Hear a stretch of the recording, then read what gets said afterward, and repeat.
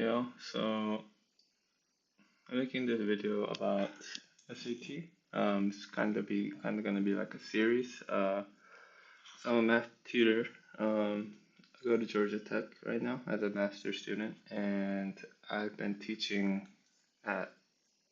I have my own tutoring thing. Plus, I've been at like a SAT agency for a while. But anyways, I did well myself when I was younger. I was like mathlete and all that, so kind of wanted to share some tips for students. But one thing to know is that I'm assuming that you already have a decent understanding of math. This is kind of tricks, tips and tricks to that top scoring. So I scored like in the 1% each time. But anyways, I think this is how kind of like the better students, best students think about problems. So let's get started. So okay, number 13. This is from the College Board. It's an easy question. It's an easy question. First of all, you can just you know find what x is, pretty easily, and then plug it in here and get 8 over 40, right? 1/5. But how they want you to think, the way they ask questions, the why they ask questions like this is because if you look at how the question's made, right? It's just flipped. They're testing to see if you flip one side of a fraction, you flip the other side, then it's still true. So in other words, if you have 1/2 is equal to 2/4, right? We all know this is true. If you flip the left side and then flip the right side, it's still true. So that's kind of what they want you to do here. So you flip this, so this is equal to 1/5. Well, like I said, it's an easy question. You don't really need to do that. But I've seen a question like this, so that's why I'm mentioning this. And you will see something like this too. Most of the time, like 95% of the time, SAT does not want you to have like a page of work. That's just not how they design it. That's if you don't know that trick or that property rather than trick. It's not really a trick, it's just something that you know.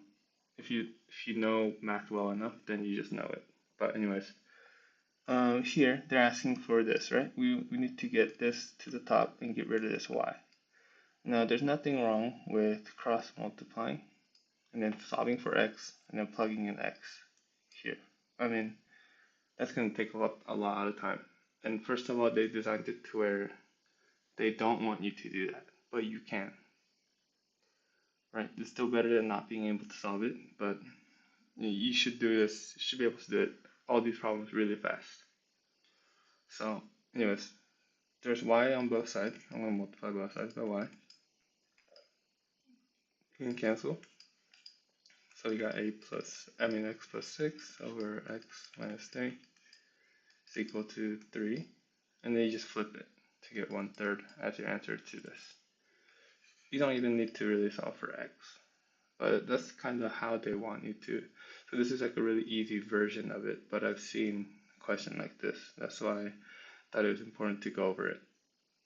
And not only in situations like this, there's other situations with slightly different arithmetic question that you need to know what's the fastest way I can do this, or is there an easier way I can do this? Okay, let's look at this question. It's also pretty easy. You could do it how you would normally do it. Maybe I've seen a lot of people do cross multiplication here and set it equal to each other. Um, what I look at is what I can do to simplify this. So 14 over 7 gives me 2x over y. You can put it on the top if you want to. You're solving for w here, so you can cross out the 2's now, right? So it's pretty easy from here. You just square both sides. So yeah, x squared is equal to w plus 19, and then you just subtract 19 from there, and then you get c, right?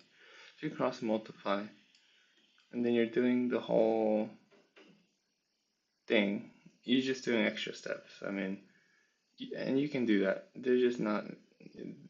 You want to spend more time on like word problems or like those annoying ones where like it's gonna require more time, not easy questions like this. So just wanted to kind of share some tips on how you can think about some of these questions.